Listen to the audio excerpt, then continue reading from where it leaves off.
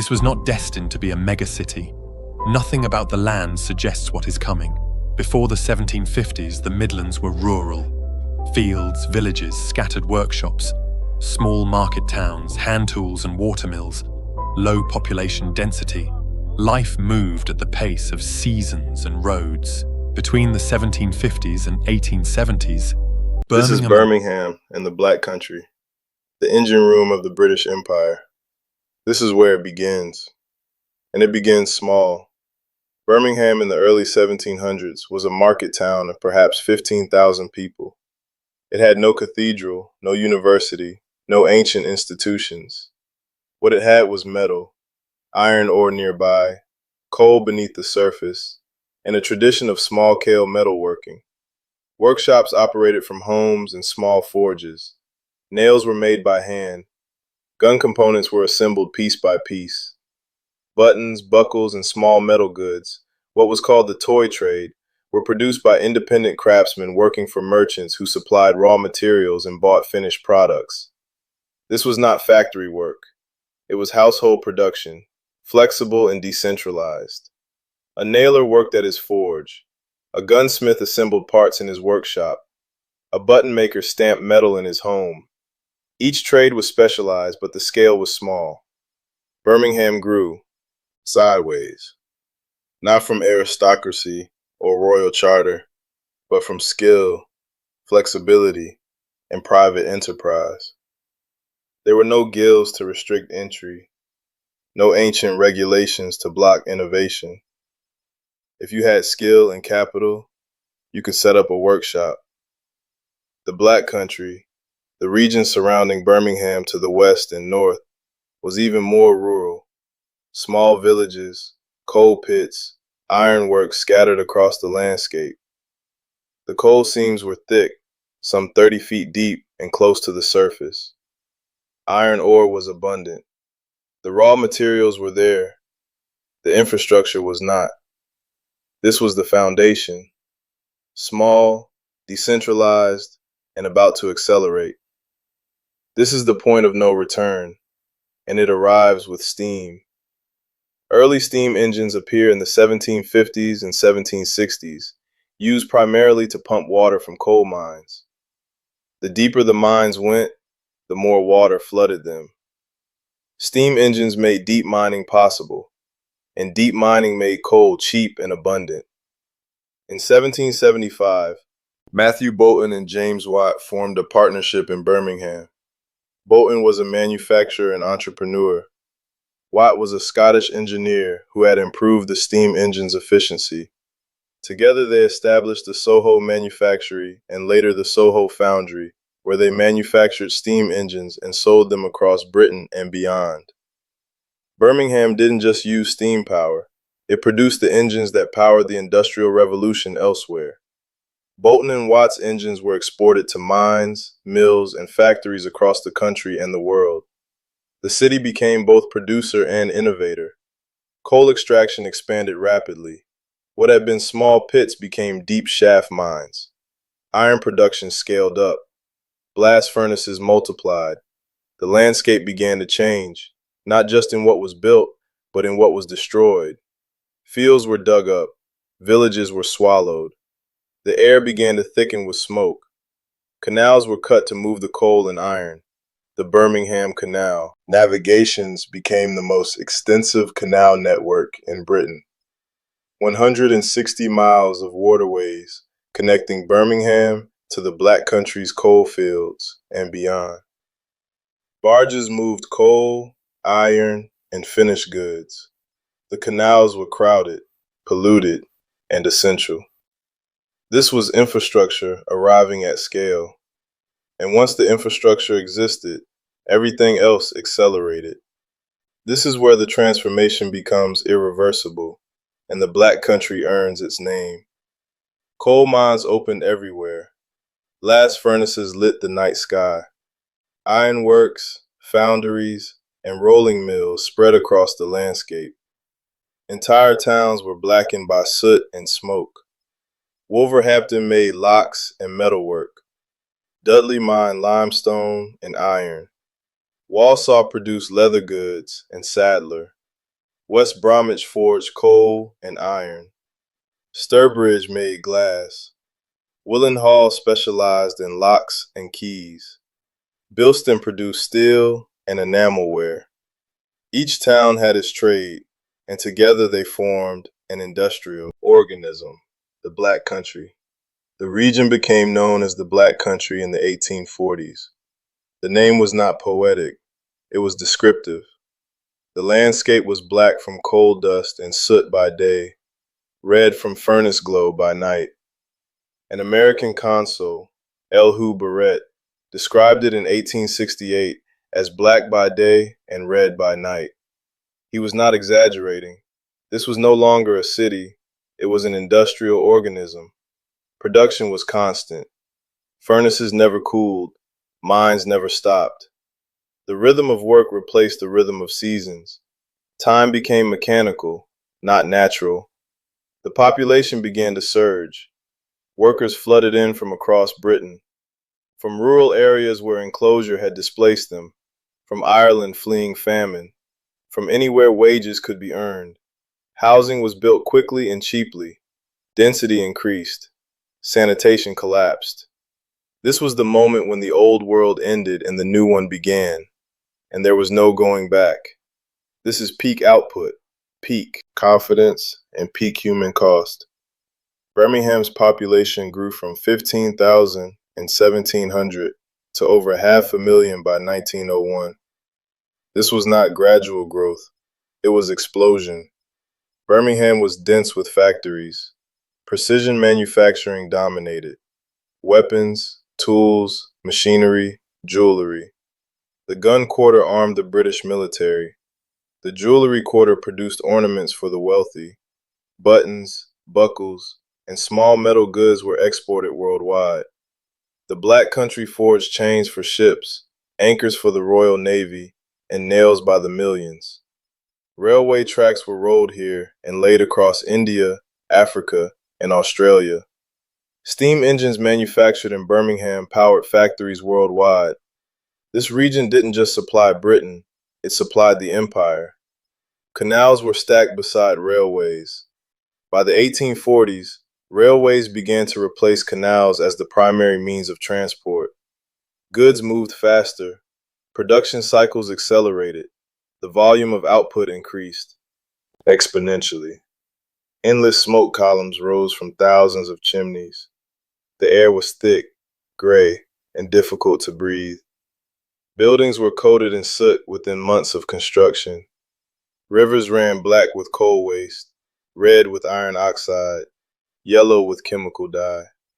Crowds flooded the streets, workers moving between shifts, carts hauling goods, children running errands. The noise was constant.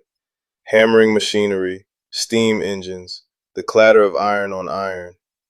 This was the workshop of the world, and the workshop never stopped. This is the human cost, and it was not hidden. It was documented, debated, and for decades largely tolerated. Housing was overcrowded and poorly built. Families lived in single rooms. Multiple households shared courtyards, privies, and water pumps. Privacy was impossible. Disease spread easily. Cholera, typhus, tuberculosis. In the poorest districts of the Black Country, average life expectancy was 25 to 30 years. In middle class areas, it was over 40.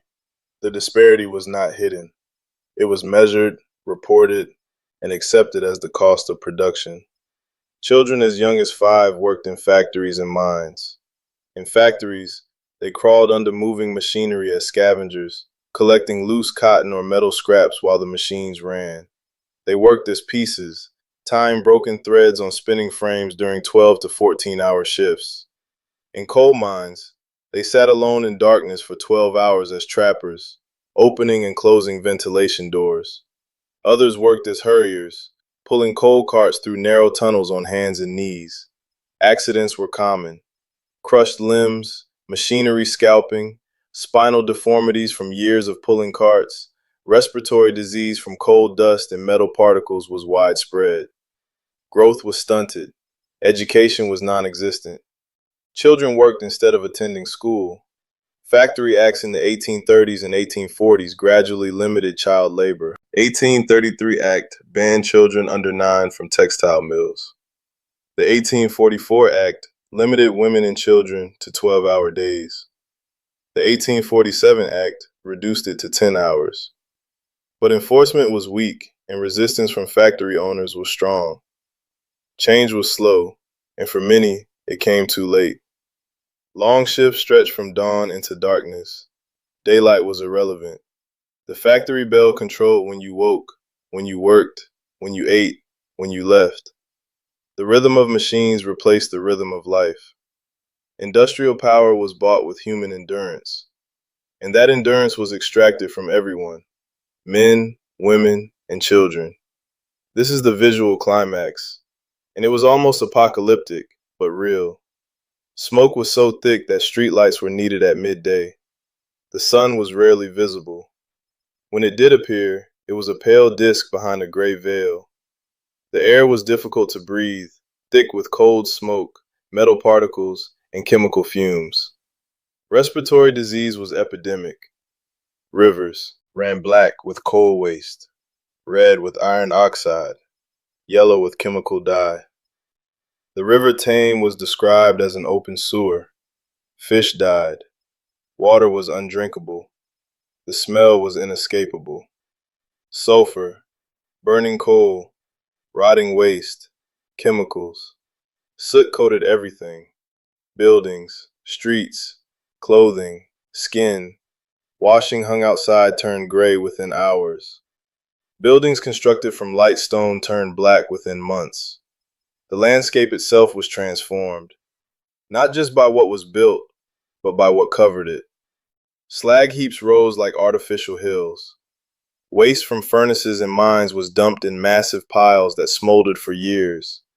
The land was poisoned. Vegetation died. Acid rain corroded buildings and killed what little greenery remained. Standing on a hill overlooking the Black Country at night, you would have seen hundreds of furnaces glowing red against the darkness. The sky reflected the light, a dull orange glow that never faded.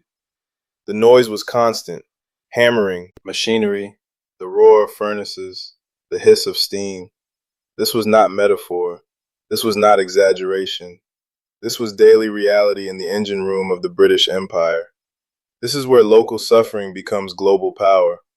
Birmingham's gun quarter armed the British military. Rifles, pistols, cannons produced here, shipped to battlefields across the empire. The Black Country's chains secured Royal Navy ships. Anchors forged here held vessels in ports from India to the Caribbean. Railway tracks rolled in the Black Country were laid across India, Africa, and Australia. Bridges built from Black Country iron spanned rivers on continents most workers would never see. Steam engines manufactured in Birmingham powered factories in Calcutta, Cape Town, and Sydney. This region supplied the infrastructure of empire: the metal goods, the machinery, the weapons that held it together. The wealth generated here flowed outward and upward, but it did not stay in the streets where it was made. The empire was built on coal and iron, and the coal and iron were extracted, forged, and finished here by workers who lived short, hard lives in conditions that were documented, debated, and tolerated because the output was too valuable to stop. This was not hidden. It was the system, and the system worked for those who controlled it. This is where the engine begins to slow and eventually to stop. The peak was the 1850s to 1870s. The climb began in the 1880s as foreign competition intensified. Germany and the United States built their own industries, using newer technologies and cheaper labor. Coal seams were exhausted, mines closed, furnaces cooled. The world wars brought temporary revival. Munitions production surged, factories reopened. But after World War II, the collapse accelerated. Factories closed permanently, unemployment soared. Entire communities built around single industries were left with nothing. By the 1980s, most heavy industry was gone. The canals that had once been crowded with barges were empty. The factories that had employed thousands stood derelict. The landscape was scarred: contaminated land, abandoned buildings, rusting infrastructure. The decline was not sudden. It was gradual, structural, and irreversible. The industries that had made Birmingham and the Black Country essential to the empire were no longer needed. Production moved elsewhere. The engine stopped. This is what survives and what doesn't. The canals remain, now used for leisure rather than industry. Barges that once carried coal now carry tourists. The Birmingham Canal navigations, once the most extensive in Britain, are now a heritage site. The jewelry quarter still functions, one of the few continuities. Jewelry is still made here, though on a smaller scale.